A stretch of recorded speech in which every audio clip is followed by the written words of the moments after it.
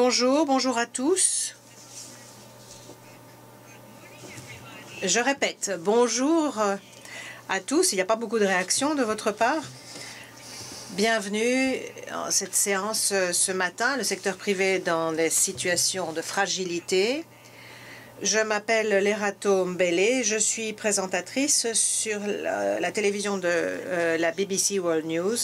Cette séance est diffusée sur l'Internet en français, en espagnol, en arabie et en arabe.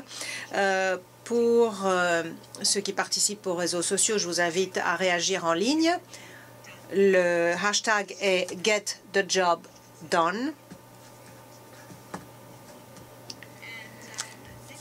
Et je voudrais commencer par quelques mots de sagesse. John Steinbeck a dit « Toutes les guerres sont un symptôme de l'échec de l'homme en tant qu'animal qui réfléchit », et par là il entendait l'espèce humaine. Donc un symptôme de l'échec de l'homme dans son effort de réflexion.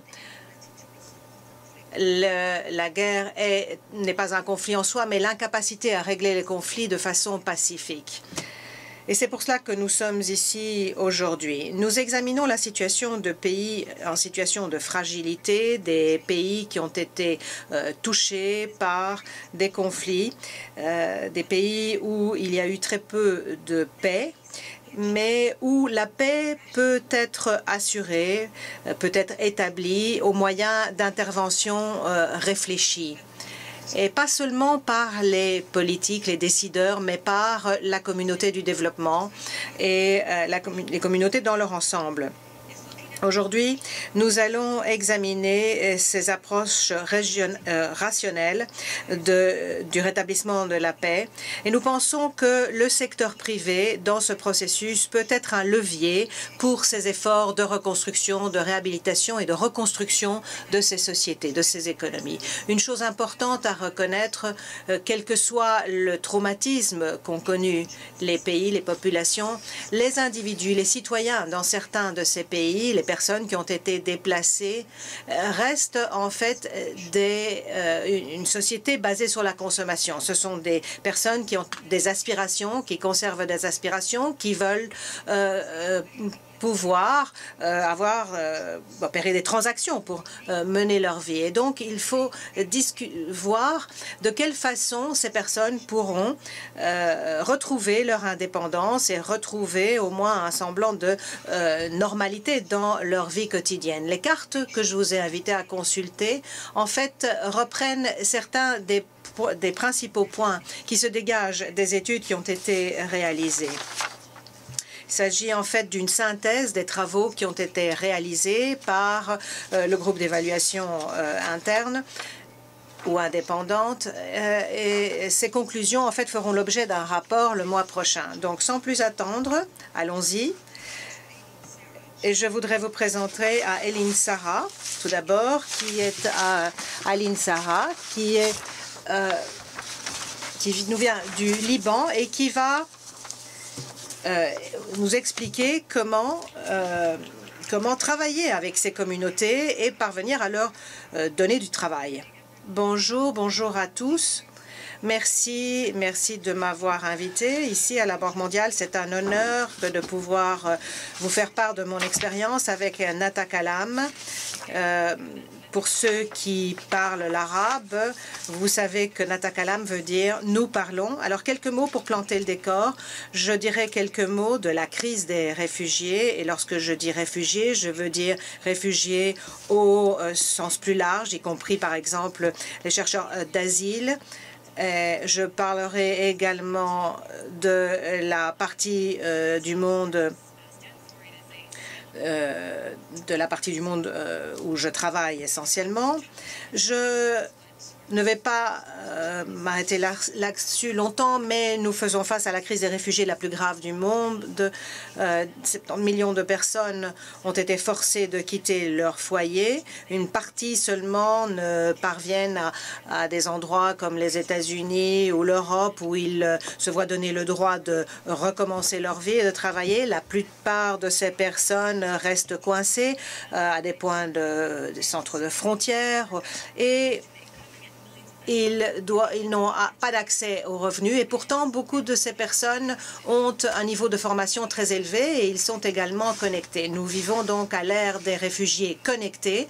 Vous voyez là une photo d'un camp de réfugiés en Grèce. Nous avons interviewé des ingénieurs, des médecins, des architectes parmi ces réfugiés et alors que nous vivons cette crise des réfugiés, nous voyons aussi une demande croissance de services linguistiques partout dans le monde. Donc, cette entreprise, Natakalam, est née dans ces circonstances. Je peux vous donner l'exemple de Kate, qui a un professeur de biologie. Et par le biais de Natakalam, grâce à Natakalam,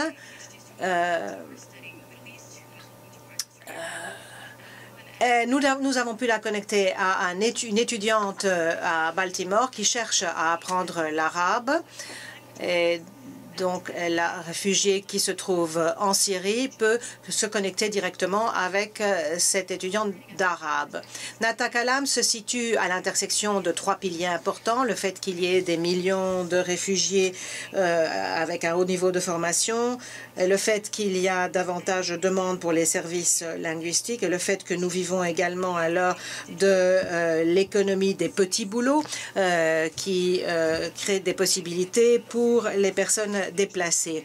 Donc, nous avons aujourd'hui des services en langues multiples. Nous avons également des programmes académiques dans les écoles et les universités qui sont centrés sur le principe de déplacement, mais aussi de l'apprentissage des langues. Et nous avons également commencé à offrir récemment des services de traduction qui peuvent être réalisés à distance par les réfugiés dans le monde entier.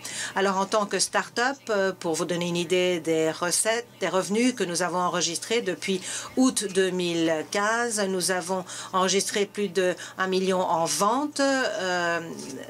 Nous travaillons dans des dizaines de pays. Nous avons des partenariats avec plus de 200 écoles et universités et plus de 80 clients en matière de traduction. Donc, nous avons pu redistribuer plus de 650 000 $ aux réfugiés. Nos clients, les grandes écoles aux États-Unis, l'université George Washington, une des premières écoles avec lesquelles nous ayons travaillé, nos clients institutionnels de grandes organisations non à but lucratif et d'autres dans le secteur privé. Nous considérons qu'il est assez réussi pour une start-up d'avoir une équipe multiculturelle qui comprend bien les besoins du marché. Nous sommes multiculturels, nous avons l'expérience en matière de développement international, mais nous sommes formés également en matière de linguistique et de formation professionnelle. Et nous pensons que nos partenariats dans différents secteurs sont au cœur de ce que nous faisons et qui nous a permis de faire ce que nous faisons.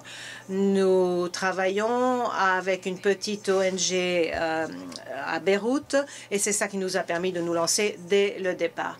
Alors, nous sommes ici à la Banque mondiale, donc je ne devrais pas entrer dans des détails sur le fait que la crise du climat risque de provoquer des déplacements de 143 millions de personnes d'ici à quelques années. Donc, trouver des moyens de subsistance pour ces populations est absolument crucial. Quelques mots encore en ce qui concerne les start-up. Nous sommes une solution basée sur le marché. Nous sommes une petite entreprise start-up, donc nous pouvons prendre beaucoup plus de risques. Nous sommes beaucoup plus flexibles. Nous Au départ, nous travaillons essentiellement au Liban et nous travaillons essentiellement en arabe pour soutenir les réfugiés de ces pays arabes, Yémen, Liban, etc., d'autres pays de la région. Et puis nous avons bifurqué vers l'Amérique latine et d'autres régions. Nous pensons que les réfugiés ne sont pas des bénéficiaires, mais davantage des clients de nos services. Et les réfugiés ne sont pas des bénéficiaires passifs, mais des personnes qui génèrent leurs propres revenus. Et bien sûr, la technologie a un rôle à jouer pour faciliter ce processus et dépasser les frontières. Les défis jusqu'à présent, en quoi ont-ils consisté? Les obstacles traditionnels, les préjugés contre les réfugiés, la question de savoir comment envoyer les paiements aux réfugiés dans des endroits comme le Liban. Il y a eu un certain dédoublement des efforts, ils n'ont pas toujours été productifs. D'un point de vue de l'investisseur, il y a des difficultés également, et les petites entreprises ne sont pas toujours invitées à la table des discussions importantes parce que qui concernent les discussions, en tout cas avec les grandes entreprises à but non lucratif. Nata Kalam est parvenu à ses objectifs avec très peu de technologie, donc maintenant, il s'agit de développer encore nos opérations au moyen de la technologie, par l'amélioration du marketing, de formation des réfugiés, davantage de formation. Enfin, une réflexion pour dire que, bien au-delà de la valeur monétaire, du revenu que nous aidons à fournir à ces personnes, il s'agit avant tout de dignité, d'un sens d'identité à des personnes qui ont tout perdu, des personnes et d'une façon qui permette de construire, d'édifier des ponts et de changer la façon dont on voit les réfugiés. Thank you so much for sharing your story, Aileen. If I may ask you to take your seat, and I'll introduce the... Merci. Merci beaucoup. Nous aimerions maintenant accueillir notre prochain intervenant, Abidaram Doula Bele de la Somalie, directeur pour le financement et développement au ministère des Affaires étrangères en Finlande. C'est Madame Satu Santala. Nous avons ce Pratik Basu, celui qui est créé le Blue Orange Sustainable Capital.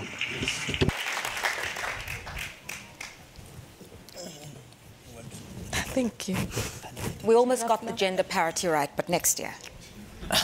Perfect. All right, thanks so much, gentlemen, for... Merci beaucoup tous nos invités qui sont venus aujourd'hui.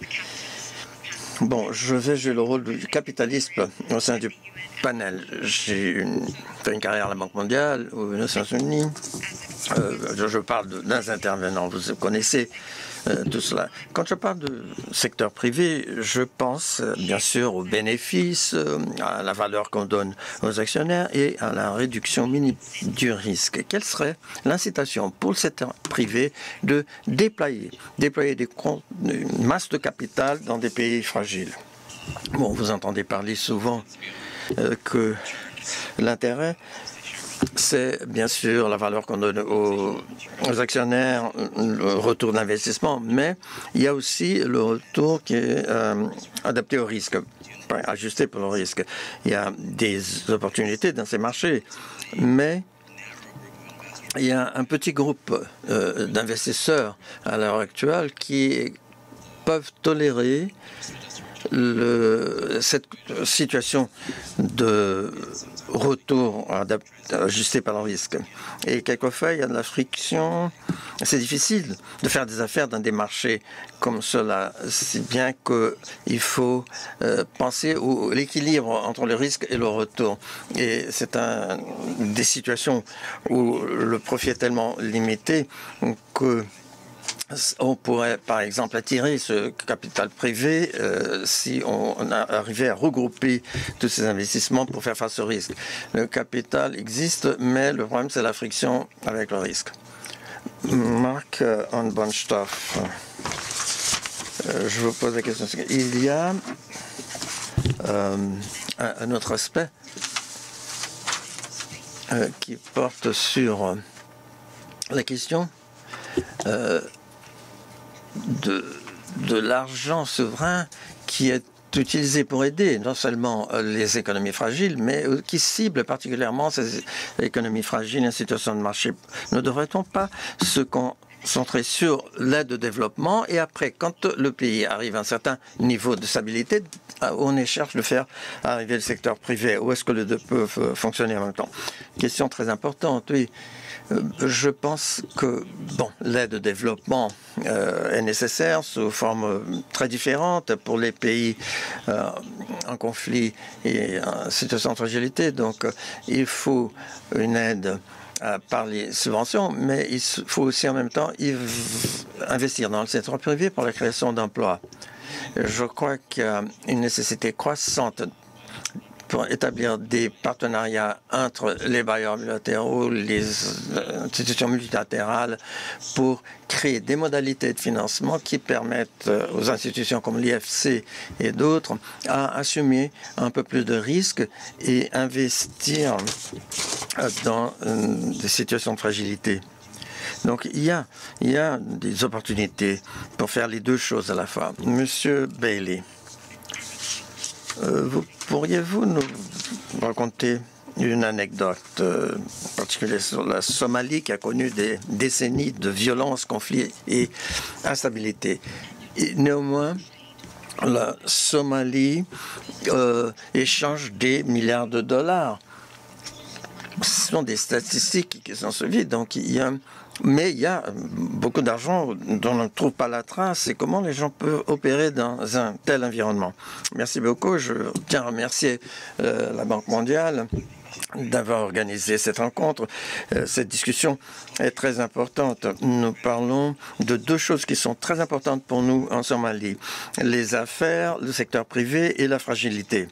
Nous connaissons toutes les deux la fragilité et en même temps des activités commerciales, des affaires. Pour la Somalie, l'investissement privé est très important, le mouvement de capitaux international est très important, l'investissement international est très important et les affaires privées sont très importantes aussi. La Somalie connaît la situation de fragilité depuis des années et quoique maintenant la Somalie sort un petit peu de cette situation, ça se fait grâce aux activités commerciales. Les Somaliens sont des personnes qui connaissent les affaires et aiment les affaires. Et malgré tous les problèmes, je veux dire qu'il y a deux raisons pour la sortie de cette situation de crise. C'est les affaires privées et la femme somalienne. C'est ces deux facteurs qui ont gardé la Somalie à l'abri d'une crise encore plus grande. Notre secteur privé, le secteur privé dans le monde entier envoie plus de 2 milliards de dollars en Somalie autour du monde, mais ils investissent maintenant à Mogadiscio pour permettre aux Somaliens de travailler, de faire des affaires, de payer leurs impôts. Bien sûr, le ministre des Finances parle toujours des impôts. Et les citoyens payent leurs factures de plus en plus. On utilise maintenant, à la plus grande échelle en Afrique, les transactions d'argent par la téléphonie mobile. Tout le monde le fait. Vous voulez acheter une pomme de terre, une tomate, vous utilisez l'argent mobile. C'est un côté. De l'autre côté, ce dont nous avons besoin, c'est qu'il faut repayer les arriérés à la communauté internationale. Nous avons eu une table ronde pour la Somalie hier et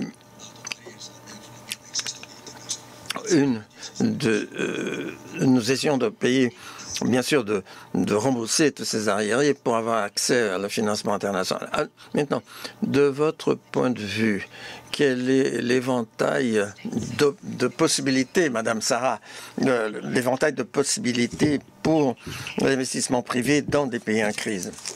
Bon, bien sûr, on peut investir dans l'éducation, mais pour ce qui concerne les nécessités pour le développement soutenu, où est-ce que on peut investir? Bien sûr,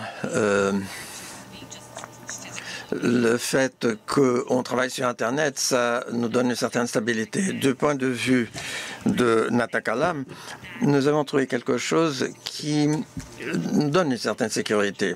En tant que femmes d'affaires pour les affaires sociales, nous sommes une société à profit, mais à caractère social. Mais nous n'avons pas encore utilisé les investissements traditionnels. Donc, nous essayons de générer un revenu. Et nous avons des contacts avec d'autres institutions, des fondations par exemple. Mais sur la base de mon expérience, je crois qu'il y a encore un manque de volonté d'attendre pour que les bénéfices arrivent un peu plus tard, donc faire face à ce délai. Mais cela change petit à petit.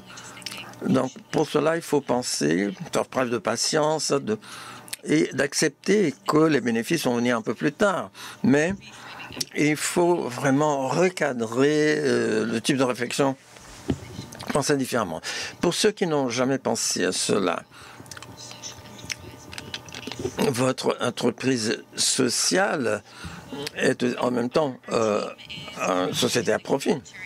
Notre équipe se fonde, est formée par des personnes qui ont eu intérêt de longue date sur le développement, l'humanitaire, etc. Donc, pour plus incroyable que ça peut paraître, nous avons trouvé une possibilité économique très importante, c'est-à-dire la traduction, les langues et tout cela. Donc, mais étant donné que nous ne sommes pas une start-up classique, nous n'avons pas lancé une société commerciale en pensant au retour des investissements. Non, nous avons fait preuve de patience. Nous avons vraiment focalisé sur l'impact social qu'on peut avoir. Nous travaillons avec des moyens très limités, bien sûr. Donc, nous pouvons faire face à cette pénurie de ressources pour opérer sur les... Nous n'avons que 4 ans d'existence. Nous avons connu une croissance continue et nous ne voulions pas accepter de l'argent d'autrui sans être sûr qu'on pouvait rembourser. Je crois que maintenant, on peut être plus attrayant aux investisseurs. Max. Moi, je travaille en Afrique, j'habite en Afrique, et heureusement, il y a maintenant beaucoup plus de paix, beaucoup plus de démocratie en Afrique. Néanmoins, il a des besoins qui existent toujours. Par exemple, pour une entreprise qui s'occupe de l'éducation ou agriculture, la technologie agricole, les investisseurs étrangers me posent la question, où est-ce que je peux avoir l'impact le plus important, le plus grand avec mon argent? Dans quel secteur? Je ne parle pas de pays. Je peux vous donner un exemple. En Finlande, nous avons une ONG qui s'occupe de développement et que depuis très longtemps se consacre à fournir des subventions aux petites ONG dans des pays en situation de conflit et de fragilité, comme la Somalie. Et cette grande ONG est arrivée à la conclusion il y a quelques années qu'au-delà de ce qu'il faisait, il y avait la nécessité d'investissement en capital. Et pour qu'ils puissent assurer un impact en termes de réduction de la pauvreté, allègement de la pauvreté et autres, cette ONG finlandaise devait avoir aussi pouvoir investir dans les petites et moyennes entreprises. Donc, au début de leur opération, et ils ont créé une partie de leur institution qui visait le profit. Donc, il a fallu beaucoup de capital pour créer cette société d'investissement pour l'impact social. Pour ce qui concerne les secteurs, il y a beaucoup de possibilités dans pas mal de secteurs, agriculture, manufacture, si vous voulez. Mais ce qui est nécessaire, c'est de trouver les acteurs qui ont des expériences très différentes en matière de ONG ou de sociétés d'investissement. Bon, effectivement, il y a différents modèles opérationnels. Donc, il y a cette question de l'impact de l'investissement et puis il y a la question de savoir comment le plus gros capital pourrait s'associer à cet effort. Oui, je pense que en ce qui concerne le gros capital, l'impact que cela peut avoir, bien sûr, est significatif. Et il faut trouver les instruments. Les instruments doivent encore un petit peu rattraper le mouvement. Ils ne sont pas encore adaptés à cela. Ce qui a été fait jusqu'à présent, c'est plutôt à petite échelle. Et on a surtout recouru à des instruments de dette avec des notations AAA, beaucoup de sécurité. Et on s'est déplacé progressivement sur la courbe des rendements de risque et donc nous avons besoin maintenant de développer de nouveaux instruments. Dans le même temps, vous avez une demande de croissance un peu comme un barrage qui retient les eaux. En ce qui concerne justement ces investissements qui deviennent soutenables, là nous sommes passés de environ 50 milliards à 500 milliards. L'année dernière, de 250 à 500 milliards. Donc, on va trouver de plus en plus d'investisseurs qui sont disposés à prendre plus de risques à plus long terme, des capitaux plus patients, si vous voulez. Mais je crois que le défi a été justement de pouvoir relier l'offre et la demande. Il faut que nous puissions montrer que nous pouvons le faire au niveau général. Alors, ça dépend un peu qui vient vous parler de. Je crois que la structure des fonds d'investissement est assez inconfortable pour cela.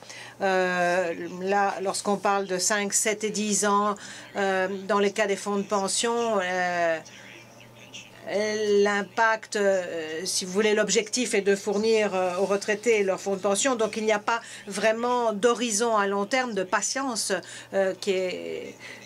donc, il y a néanmoins toutes ces réserves qui sont là et qui attendent et qui finalement ne font rien. Les investisseurs déduisent cela de leur facture fiscale et l'argent est investi localement. Donc il y a ces réserves qui en fait pourraient être des capitaux un peu plus patients, si vous voulez, et que nous pourrions mobiliser peut-être. Autre chose que je voudrais vous demander, dit le modérateur, cette idée du risque. Comment mesurer le risque? Comment attacher un prix au risque? Et comment mesurer le risque dans le contexte des économies fragiles? C'est une excellente question. La valorisation du risque est très difficile. D'un point de vue personnel, je pense que l'un des risques les plus importants est un risque de gouvernance. Par exemple, si vous accorder un prêt dans un environnement fragile, il n'y a pas de précédent concernant la façon dont ce prêt est traité s'il y avait, par exemple, une faillite ou une liquidation. Et ça vous met en situation très difficile lorsque vous devez expliquer cela à vos actionnaires. Il y a des risques d'exécution. Encore une fois, dans cet environnement de faible rendement, il y a un appétit plus grand pour le risque, mais il faut avoir des instruments qui permettent tout de même d'atténuer un peu le risque, malgré tout, tout au long de cette courbe de risque. Et puis, je pense qu'en fait, une certaine partie du risque n'est pas bien valorisée. Bon, vous parlez en fait d'un point de vue d'un investisseur. Et il y en a qui viennent vous dire, mais moi, vous savez, le risque politique, je ne suis pas prêt à le prendre. S'il y a une bombe qui explose là où j'ai fait des investissements dans un mois, je ne vais pas prendre ce risque. Monsieur Bailey, oui, le risque politique est un risque très important qu'il faut atténuer en ce qui concerne la Somalie. Nous sommes bien conscients de ce risque et par conséquent, nous nous attaquons à cette question de la sécurité physique. Nous mettons également en place les lois et les réglementations nécessaires par le biais du Parlement, et de façon à donner confiance à ceux qui viennent placer leur argent chez nous, confiance qu'il sera sûr. Nous devons, si vous voulez, il y a une demande énorme d'investissement dans l'industrie, dans le domaine de l'éducation, de la santé. Notre pays, si vous voulez, est reparti d'une ardoise tout à fait propre et il faut repartir à zéro. Aussi, la question de l'appurement des arriérés avec la communauté internationale, il faut régler tout cela de façon à ce qu'on puisse repartir à zéro. Et bien sûr, nous accueillerons tout le monde à bras ouverts. Nous allons examiner nos législations, nos réglementations pour faciliter les choses et pour que chacun puisse trouver sa niche en quelque sorte. Bon, il y a le risque réglementaire, comme vous avez dit, le risque de défaut des prêts. Et puis, il faut aussi qu'il soit possible de superviser, de suivre ces prêts, parce que finalement, il s'agit de l'argent des contribuables de l'étranger. Il faut bien que quelqu'un soit responsable de cela. Oui, si vous parlez des risques du point de vue du donateur, de l'investisseur, je crois que le plus gros risque est celui que nous voulons en fait... Nous voulons avoir un impact sur le développement avec nos partenaires dans ces pays. Et de ce point de vue-là, ça, c'est le plus gros risque. Nous, les gouvernements, les donateurs et les fonds d'APD ont la possibilité d'établir des partenariats avec des institutions, notamment des institutions du secteur privé, pour mettre en place des programmes, des modalités de financement qui pourront réduire les risques pour les ressources et qui parviendront donc, ce faisant, de présenter un attrait plus important pour les investisseurs. Mais s'agissant du risque, c'est le risque en fait du côté de l'impact sur le développement. Encore une question, si vous le voulez bien. Ensuite, nous ouvrirons le débat avec le public. Vous avez tous, je crois, lu les cartes. Donc, je vais vous demander de bien répondre en levant la main pour voir si les concepts sont clairs. Combien d'entre vous pensez-vous que en fait, le plus gros problème est celui de la gouvernance des entreprises pour attirer des participants du secteur privé? Combien d'entre vous pensez que c'est la création d'emplois pour les populations déplacées et les populations d'accueil qui est le plus gros problème? Combien d'entre vous pensez que ce sont les investissements qui établissent des liens avec les entreprises locales? Combien d'entre vous pensez qu'il s'agit plutôt de catalyser des solutions, comme l'exemple de la façon dont la SFI a aidé à développer un environnement de réglementation pour les télécoms dans un cas particulier? Une seule personne. Bon, merci. Merci de votre courage. Combien d'entre vous pensez que ce qui est vraiment nécessaire, ce sont des petites interventions, des mini-interventions, de façon à atténuer les contraintes? Combien d'entre vous pensez que ce qui est nécessaire, c'est une meilleure collaboration entre les différentes institutions? Et enfin, combien d'entre vous pensez que ce qu'il faut, c'est que c'est d'amener, de faire entrer en jeu le secteur privé à un stade précoce pour réellement débloquer la situation. Voilà. Donc, qu'est-ce qui est plus important à votre avis? Les investissements qui aident les entreprises locales dans la communauté locale. Si c'est le cas, de quels investissements devrait-il s'agir? Eh bien, moi aussi, j'aurais levé la main pour ça. Je pense que c'est nécessaire aussi. Il est très important que les investisseurs internationaux travaillent en étroite collaboration avec les investisseurs locaux, les communautés locales, parce que les entreprises locales connaissent l'environnement local, les règles, la législation locale. Et c'est toujours important de travailler main dans la main avec eux. Il faut savoir aussi quelle réglementation s'applique sur le terrain, notamment en matière de main-d'œuvre, etc. Je crois que ça, c'est un point de départ très important, notamment dans les États fragiles, dans les pays fragiles où on ne sait pas très bien à quoi s'en tenir. Max, autre question qui est importante de la part aux yeux du public, ce sont les petites interventions, les interventions à petite échelle.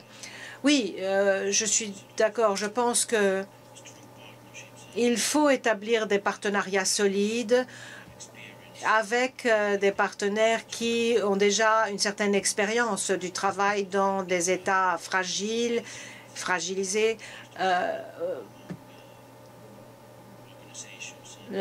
Donc, il faut assurer un partenariat entre les institutions et les entreprises qui ont une expérience des opérations dans ces États fragiles. Et il existe beaucoup de possibilités. Je vous parlais de cette ONG que nous avions aidée, avec laquelle nous avions travaillé. Et justement, ils avaient l'expérience, ils avaient de l'expérience dans les camps de réfugiés. Encore une fois, l'expérience de petites opérations à petite échelle sur le terrain. Et donc, établir des partenariats avec ce type de personnes, ce type d'entreprise est utile. Et permet de créer d'autres petites initiatives. Donc, vous avez votre casquette Banque mondiale, votre casquette secteur privé. Alors, parlez-nous de cette collaboration entre les multilatéraux, les organisations multilatérales.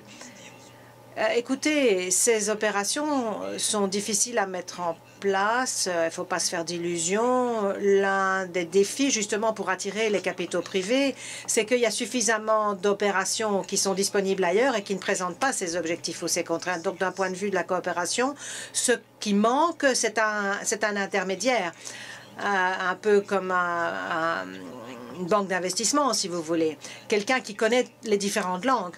Et donc, enfin, il nous manque un intermédiaire qui permet de relier les intervenants.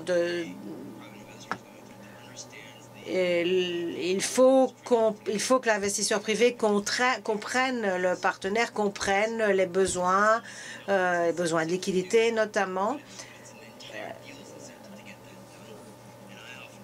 En fait, je constate que si on a un intermédiaire qui parvient à organiser la transaction ou l'opération, ça réduit en fait le seuil à partir duquel tous les partenaires peuvent commencer à intervenir. Alors, entre une question pour vous, Aline, et puis nous prendrons les questions du public. J'aime bien cette idée de créer des emplois, parce que finalement, il y a peu de possibilités qui s'offrent aux réfugiés dans les pays d'accueil et souvent, ils n'ont même pas un permis de travail. Donc, comment surmonter toutes ces questions juridiques pour ces gens dans les États fragiles? Oui, c'est un gros problème, dit Madame Sarah. Et en fait, reconnaître le contexte dans lequel ça se produit, étant donné, par exemple, des permis de travail au Moyen-Orient ou donner des permis de travail au Venezuela, ça a des ramifications très différentes d'un point de vue politique. Alors, parfois, nous voulons aller trop loin, trop rapidement. Nata Kalam, nous ne considérons pas ce que nous faisons pour les réfugiés comme la réponse ultime. Nous sommes en fait une étape, une une première étape, si vous voulez, parce que nous avons eu plusieurs réfugiés qui ont travaillé pour nous pendant plusieurs années, puis sont parvenus à se réinstaller, justement par le biais des personnes qu'elles avaient rencontrées. Parce que lorsque vous êtes réfugié, vous ne perdez pas seulement votre capital financier, mais aussi votre capital social. Donc, par le biais de ces contrats, de ces possibilités de travail, des personnes qu'ils rencontrent par l'Internet, plusieurs réfugiés ont pu rencontrer des personnes qui les ont aidés à se réinstaller ailleurs. Donc, notre travail par Nata Kalam, il ne s'agissait pas seulement de trouver un revenu, mais de trouver un travail, mais aussi donc de rétablir ces liens. Et je pense que Nata Kalam, en fait, est une étape dans la bonne direction. Bien sûr, ça permet aux personnes de retrouver un revenu immédiat, mais ça n'est jamais qu'une étape vers un autre objectif. Bien, nous nous tournons maintenant vers le public. Je voudrais vous inviter à poser vos questions. Il y a un micro dans la salle. Voilà, il y a une question à l'arrière de la salle. Levez la main si vous avez une question à poser. Voilà, d'abord dans l'arrière de la salle, ensuite nous viendrons vers l'avant. Moi, je travaille à l'AMJ, qui est une branche de la Banque mondiale. Vous savez que, justement, en ce qui concerne l'atténuation des risques, nous fournissons une assurance contre les risques politiques. En ce qui concerne la collaboration dont vous parliez, lorsque nous nous situons dans des situations de pays fragiles, nous pouvons agir par l'intermédiaire de l'IDA, qui peut nous aider dans des situations où, sans cela, il y aurait de graves difficultés. On a parlé de l'impact sur le développement. Nous suivons de très près, bien sûr, l'impact que nos projets ont sur le développement dans les pays que nous aidons. Donc, c'est très important pour notre conseil, pour nos investisseurs également. Je voulais revenir à la question de l'atténuation des risques. Qu'est-ce que vous pouvez faire encore au-delà de l'assurance contre les risques politiques fournie par l'AMJ? Que pouvez-vous faire encore pour renforcer la confiance des investisseurs dans ces conditions? Autre question.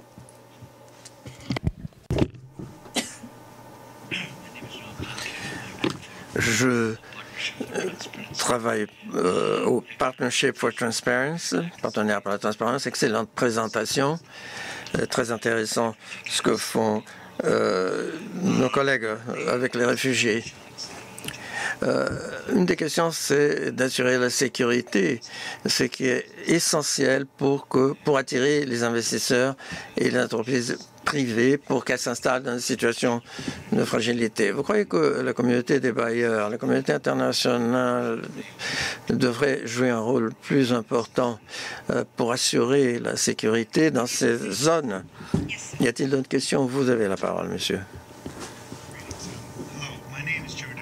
Je travaille avec l'USAID au bureau de aide aux catastrophes naturelles. Vous avez parlé sur la création d'emplois, le capital international, l'investissement international qui doit se diriger vers ces zones fragiles. Mais pourriez-vous parler un peu sur quelque chose fondamental, à savoir le secteur privé national qui essaie de travailler dans des zones de difficulté.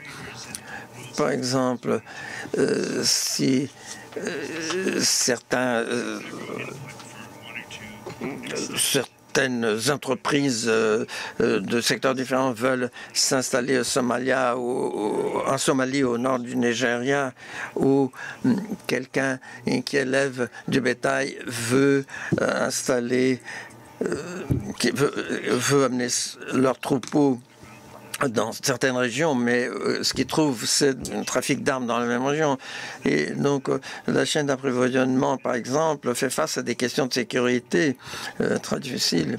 Si vous pourriez adresser un peu cette question, s'il vous plaît. Commençons par la dernière question, parce qu'il y a une communauté d'investisseurs internationaux, bien sûr, et puis il y a aussi les investisseurs nationaux.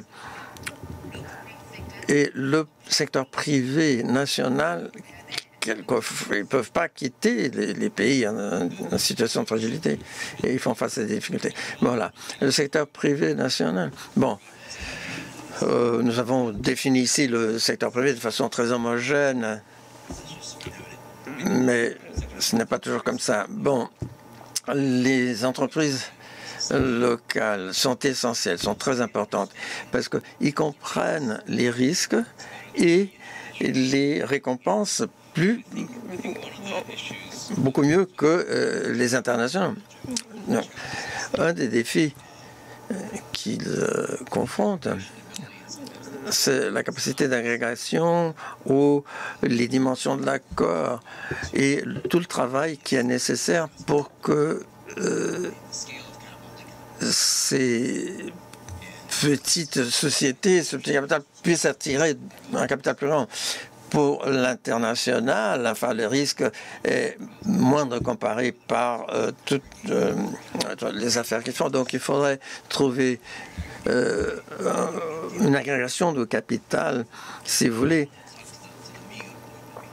On pourrait répondre aussi à la question sur l'Amiga. Je n'ai pas compris votre nom, madame. Jessica, merci de votre question, en tout cas. L'Amiga fait un travail extraordinaire. Il a fait partie de l'architecture d'investissement. Mais même c'est avec cette assurance du risque offerte par l'Amiga, et du point de vue de l'investissement, un problème qui reste, c'est le temps qui est nécessaire pour éliminer ce risque, pour compenser ce risque. Quelquefois, cela est trop longtemps. Donc, il y a l'assurance, il y a un prix, mais ça vaut la peine de payer ce prix, mais quelquefois, ça prend 1 an, 2 ans pour que l'on puisse s'en servir de cette assurance pour atténuer le risque. Et l'entreprise en question peut disparaître pendant cette période d'attente. Donc, même quand on pense au mécanisme d'atténuation des risques, il y a d'autres risques. Enfin, il y a des garanties et autres. Mais un élément auquel je fais face, c'est le temps qu'il est nécessaire pour que ces systèmes puissent utiliser ces autres possibilités d'atténuation des risques. Merci.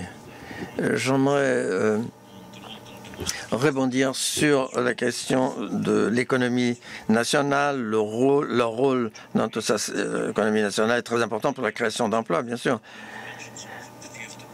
Mais vous avez cité quelques des contraintes pour les PME et le coût des affaires pour ces PME. Dans de telles situations, les États, les bailleurs ont un rôle à jouer avec un financement qui serait initial au départ pour former les projets d'un côté et de l'autre côté aussi un financement pour aider à élaborer le programme, mais aussi le mettre en œuvre. En disant de risque, donc le capital international est nécessaire pour aider les PME locales qui font face à toutes ces difficultés. Mais de toute façon, le rôle de l'économie nationale et sa capacité de production est essentiel pour régler le problème. Une question qui nous a été posée sur Internet, parce que nous avons fait une publicité de cet événement, et il y a des questions qui nous arrivent par Internet. Max, c'est pour vous. Comment les PME peuvent avoir accès à des prêts, de crédits dans ces pays en situation de fragilité, en conflit? Je crois qu'il faut revenir à la question de partenariat, par exemple. Le secteur privé, les ONG, les bailleurs, nous devons tous nous associer pour ensemble élaborer des programmes qui puissent financer le secteur privé aussi. Donc, un programme de financement qui cible les PME locales par le biais justement de ces programmes. Monsieur le ministre, une autre question sur la sécurité. Enfin, il y a une question qui a été posée sur la sécurité. Qu'est-ce que vous pourriez en dire? Comment réagissez-vous aux questions qui ont été posées, et notamment à la question sur la sécurité?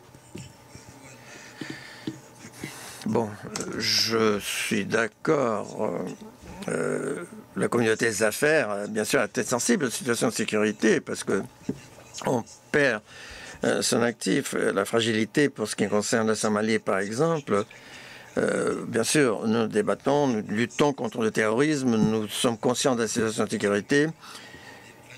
Et aussi nous avons des lois contre la corruption, lois sur les entreprises et sur les sociétés commerciales. Donc, au cours des 2 dernières années, nous avons essayé de mettre au point des règlements pour protéger les actifs des entreprises. Mais, bien sûr, la première chose qu'il faut faire, c'est de rendre visite au pays, voir un peu quelle est la situation, voir comment les entreprises locales réagissent et comment elles le font, parce qu'elles l'ont depuis longtemps. Donc, vous savez, très souvent, un risque élevé aussi permet de voir un rendement élevé. Il y a une proportionnalité, pour ainsi dire. Il y a quelque chose. Vous voulez dire quelque chose, Mme Sarah? Je vais dire quelque chose que je n'ai pas dit auparavant. La création d'emplois, les moyens de subsistance des réfugiés, le fondateur de l'organisation qui protégeait les réfugiés, c'est une étape extraordinaire qu'il a accomplie en employant les réfugiés, et c'est quelque chose qu'on devrait examiner. Encore une série de questions, madame, monsieur et madame. Tous les trois, si vous voulez saisir le microphone pour poser vos questions, s'il vous plaît. Madame, je suis consultante internationale en matière de technologie. Je dois féliciter le panel parce que le débat était très intéressant, très éclairant. Bon, première chose que je voulais dire, c'est que la femme, bien sûr, est au centre de tout. Mais les femmes qui doivent faire face aux questions d'insécurité, élever leur famille, l'homme n'est pas présent souvent pour des raisons très différentes. Et quel est votre point de vue sur le rôle essentiel de la femme pour accomplir le travail qu'il faut faire dans ces pays fragiles? L'autre question, c'est les partenariats publics-privés, les PPP. Quel serait le rôle des PPP dans des sociétés en situation de fragilité? Monsieur?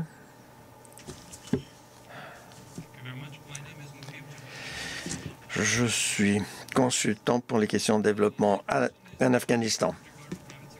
Pour ce qui concerne le développement du secteur privé dans des États fragiles, à partir de mon expérience et de la littérature, bien sûr, le secteur privé est dans des situations très importantes pour le développement et la création d'emplois. Mais il y a aussi dans ces pays énormément de risques. Et comme on dit les membres du panel, les investisseurs hésitent à accepter autant de risques. Donc, c'est une question critique.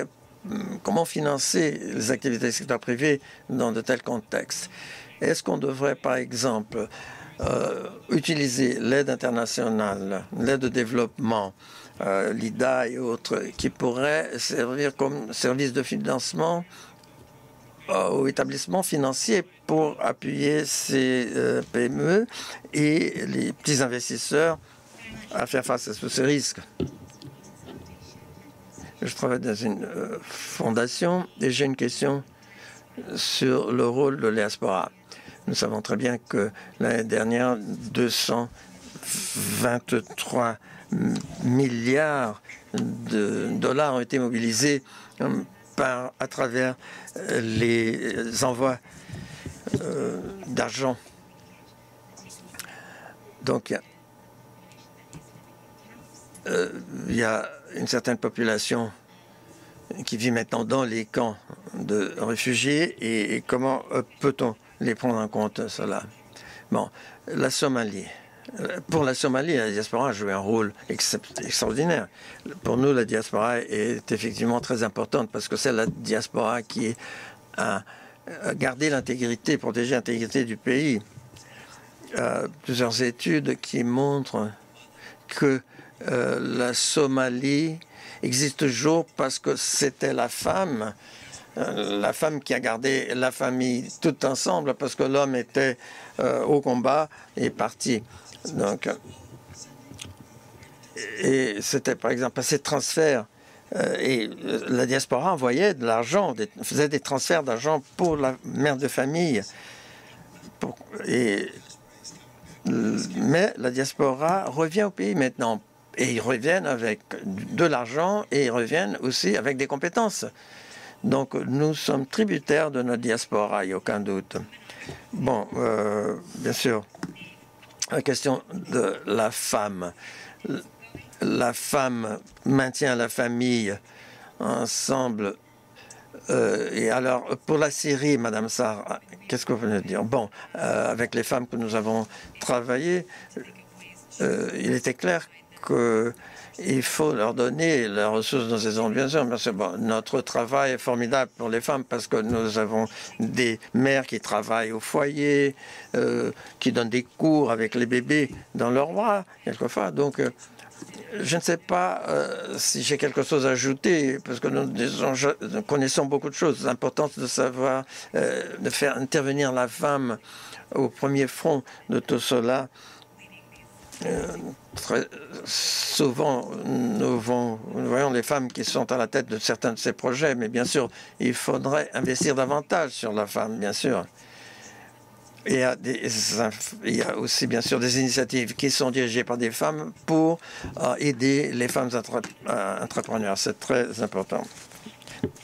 Bon, il est très important d'avoir ces images, voir un peu dans sa tête la femme avec leur bébé qui donne des cours d'anglais. Cela est vraiment très autonomisant. C'est très important, il faut tenir compte de ça. Public-private partnerships.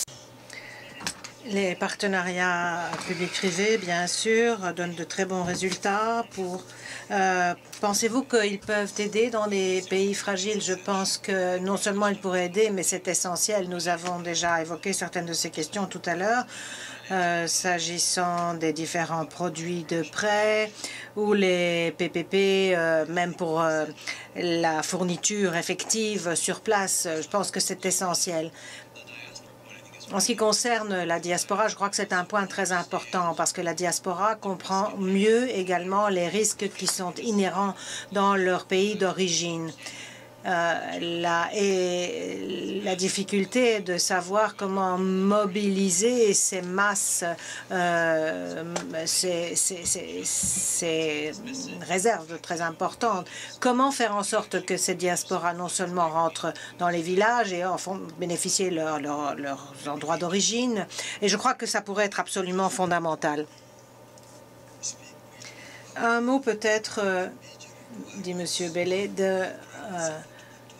une des conditions qui doit absolument être remplie pour que le secteur privé vienne dans nos pays, c'est la disponibilité de l'infrastructure dans les pays concernés. De l'eau, l'électricité, les transports, les systèmes de téléphone. Ça, c'est vraiment le coût des affaires dans les pays. Dans la plupart des pays en développement. La plupart des pays en développement ont mis cela en place avec l'aide de l'IDA, mais la Somalie n'a pas eu accès à l'IDA depuis 8 ans. Et la raison pour laquelle nous devons nous attaquer à cette question de la dette, éliminer de la dette, c'est que nous voulons pouvoir accès à ces ressources de façon à ce que nous puissions mettre en place un réseau de transport et d'énergie, etc. Alors la Somalie a le coût de l'électricité le plus élevé au kilowatt. Et lorsque les entreprises voient ça, c'est très dissuasif pour eux, décourageant. Alors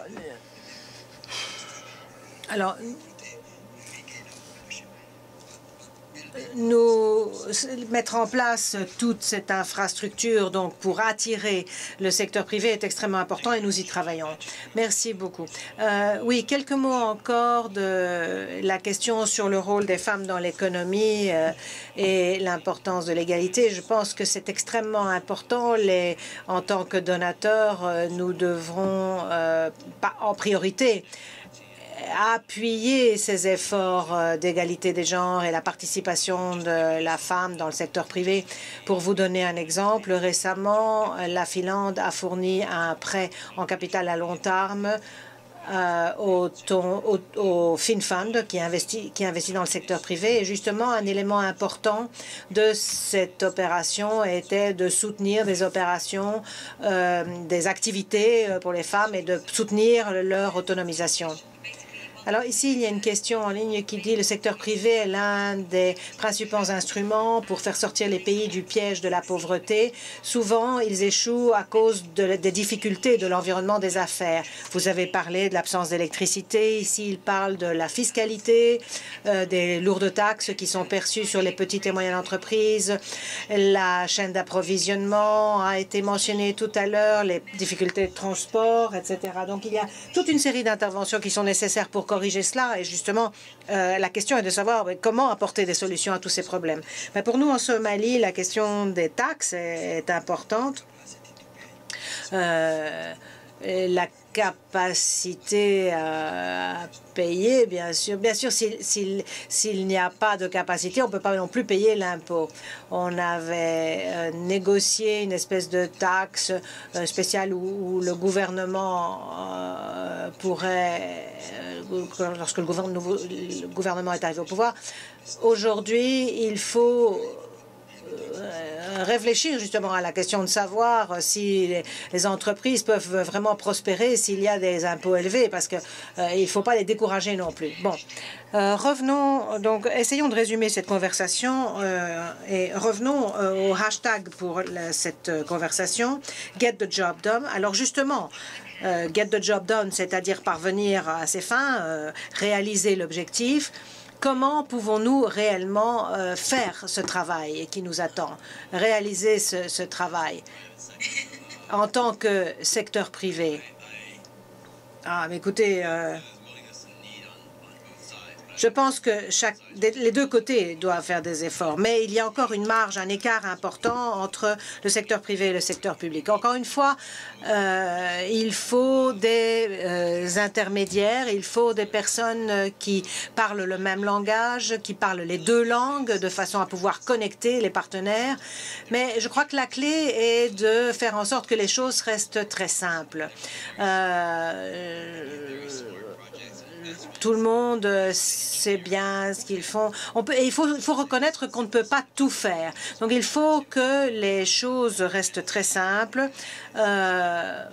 Et encore une fois, il faut qu'il y ait des intermédiaires qui permettent de relier tous les partenaires. Nous avons besoin d'établir des priorités. Nous devons accorder les priorités voulues à ce qu'il faut. Les gouvernements, le secteur privé doivent établir des partenariats de façon à mettre en place et à assurer le fonctionnement des programmes dans les pays fragiles. Oui, je suis d'accord avec mes collègues, Monsieur Bellet. Nous avons chacun notre rôle à jouer. Nous nous complétons. Les pouvoirs publics ont un rôle à jouer. Nous devons mettre en place les plateformes nécessaires, des plateformes sûres, des plateformes de réglementation qui vont aider l'investissement du secteur privé. Et nous devons nous assurer aussi que ces partenaires payent dûment les taxes, mais nous devons aussi explorer ce qui est possible et notamment bien évaluer les risques. Aline, moi je parle du point de vue d'une petite entreprise, mais ce qui, je pense, à mon avis, est un frein à cette participation du secteur privé, c'est qu'on se fixe des objectifs peut-être trop ambitieux. Il faut accepter parfois que l'on peut commencer à petite échelle et puis arriver à quelque chose de plus important. Si vous voulez, moi, lorsque j'ai pensé à Natakalam, je pensais simplement à la façon de pratiquer mon arabe, la langue arabe à partir de New York. Donc, on est parti très petit. Donc, il faut partir petit, voir si ça marche, et puis croître, se développer à partir de cela, et puis avoir des intermédiaires qui peuvent être effectivement très utiles, et travailler avec d'autres partenaires. Et je pense que procéder comme ça est très utile. Bien, voilà. Merci beaucoup de votre attention. Merci beaucoup de votre attention, de votre participation à cette séance sur le secteur privé dans les États fragiles.